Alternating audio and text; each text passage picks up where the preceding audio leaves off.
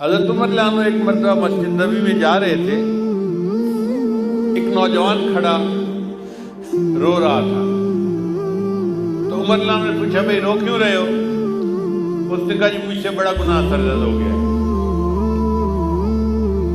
بھائی کیا گناہ سرزد ہو گیا؟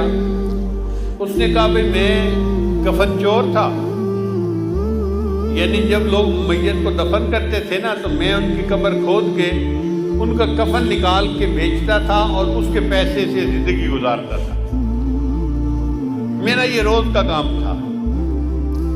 ایک مرتبہ ایسا ہوا کہ انصار کی ایک جوان لڑکی کی وفات ہو گئی اور میں نے اس کے کفن کو چرا لیا۔ پھر میں تھوڑی دیر آگے چلا تو میرے اوپر شیطان غالب آ گیا اور شیطان نے دل میں بات ڈالی کہ لڑکی تو جوان العمر تھی تو کیوں نہ میں اس سے اپنی خواہش ہی پوری کر لوں۔ تو میں واپس آیا، میں نے دوبارہ قبر کو کھودا، لڑکی کی میت کو نکالا اور اس کے ساتھ میں نے منہ کالا کیا۔ اب میرے دل پر ایک غم ہے کہ میں نے زندہ کی بجائے مردہ کے ساتھ گناہ کیا، تو کیا میرا گناہ معاف ہو سکتا ہے؟ حضرت عمر رضی اللہ عنہ کو یہ سن کر بہت جلال آیا کہ یہ کیسا انسان جو مردوں کے کفن چوری کرتا تھا اور پھر ایک مردہ لڑکی کے ساتھ اس سے بدکاری کی۔ تو حضرت عمر رضی اللہ عنہ نے خود جواب نہیں دیا، فرمان لگے آؤ میں تمہیں نبی علیہ السلام کے پاس لے چلتا ہوں۔ چنانچہ نبی علیہ السلام کے پاس لائے، عرض کیا اے اللہ کے حبیب صلی اللہ علیہ وسلم یہ ایک نوجوان ہے، اس سے بڑا گناہ سرزد ہو گیا، یہ آپ سے پوچھنے آیا ہے۔ تو نبی علیہ السلام نے فرمایا بھئی کیا مسئلہ پوچھنے آئے ہو؟ نوجوان نے ساری صورتحال بتائی۔ جب اس نے یہ بتایا نا کہ میں نے تو مردہ لڑکی کے ساتھ گناہ کیا، تو نبی علیہ السلام کو بھی بہت جلال آیا اور نبی علیہ السلام نے اس نوجوان کو ڈانٹا کہ تو اتنا جو ہے وہ سنگ دل اور جیسے بندہ بات کرتا ہے۔ تو نبی علیہ السلام نے اسے ڈانٹا کہ تجھے ذرا حیا نہ آئی کہ تو نے ایک مردہ عورت کے ساتھ بدکاری کی، یہ کیا وہ کیا۔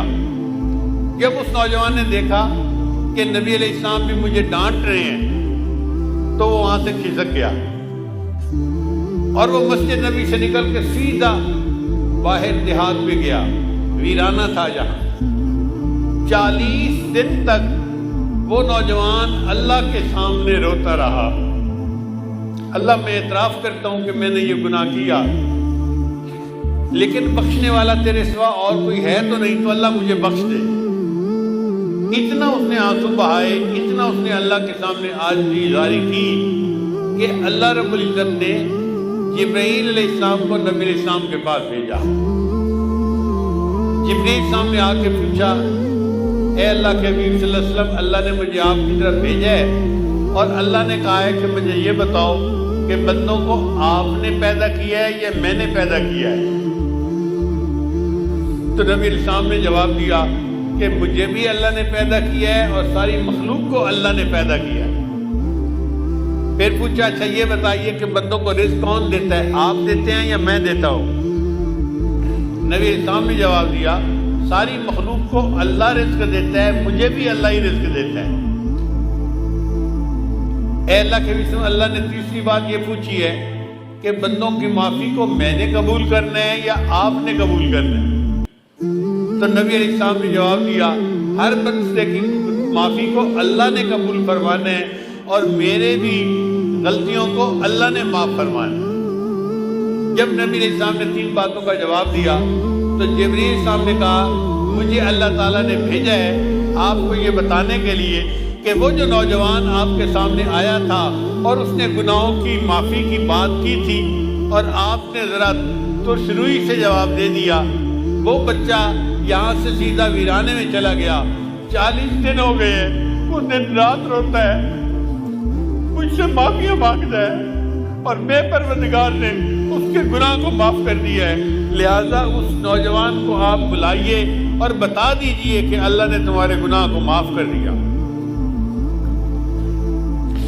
حضرت شیخ الحدیث رحمۃ اللہ نے یہ واقعہ لکھا ہے، وہ فرماتے ہیں کہ نبی علیہ السلام نے پھر ایک صحابی کو بھیجا اور اس نوجوان کو بلوایا اور اس کو خوشخبری دی کہ اللہ رب العزت نے تمہارے گناہ کو معاف کر دیا. اللہ تعالیٰ ہمارے بھی سب گناہوں کو معاف فرما دے اور ہماری توبہ کو قبول فرما لے.